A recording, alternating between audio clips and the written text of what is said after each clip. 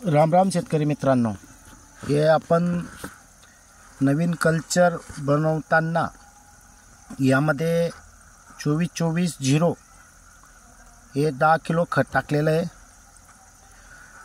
आता एक बाटली ही टाकून दिली, त्यामध्ये 24-24-10 किलो पाणी आणि 3 किलो गूळ हे टाकून आता आपल्याला बरोबर 24 तास झालेले आहेत।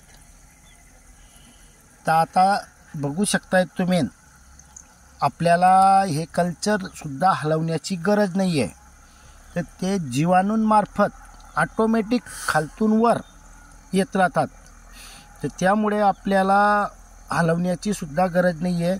फक्त सुरुवातीला ज्या वेळेला आपण गूळ टाकतो त्या वेळेला मात्र याला चांगलं एकजीव करून घ्यायचं आहे, त्यानंतर त्याला सोडून द्यायचं आहे, त्याच्याकडे लक्ष देण्याची गरज नाही आहे। हे ऑलरेडी चौथ्या दिवशी तयारच होऊन जातं। आणि आजच्या कंडिशनमध्ये बघू शकताय तुम्ही, आपण लाईव्ह दाखवतोय। आणि विशेष म्हणजे आवाज कधी येत असेल तुम्हाला, तर चूर चूर आवाज भरपूर प्रमाणात येतो इथे। कान लावला तर इतका आवाज येतो की विचारूच नका। आणि हे जो बुडबुडे हे ऑटोमॅटिक निघत आहेत।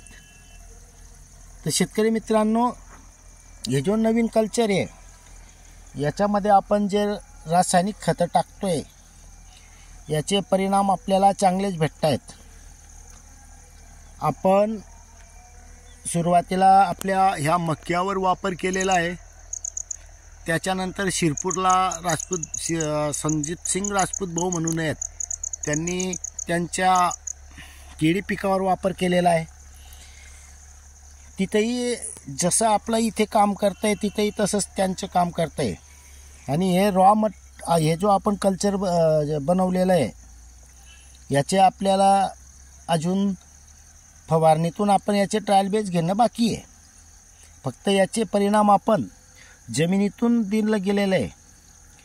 फवारणीमधून आता बघू, या हरभऱ्यावर ट्रायल करावं लागेल, कारण प्रयोग करताना आपल्याला छोट्या पिकावरच प्रयोग करावे लागतात।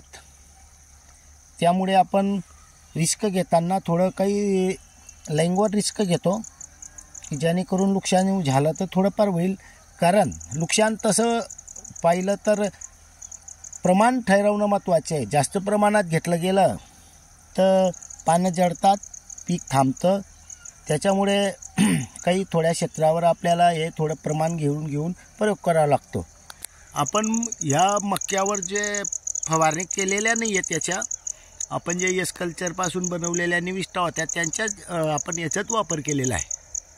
आता आपण मात्र याच्यावर काम करणार आहोत। जमिनीतून तर आपल्याला अनुभव येऊन गेलेले आहेत, आता फवारणीतूनही लवकर आपण नियोजन करणार आहोत। जसं आपल्याला परिणाम भेटतील तसं आपण आपल्या चॅनलमार्फत या टेलिग्राम ग्रुपमार्फत हे सांगत राहणार आहोत। धन्यवाद।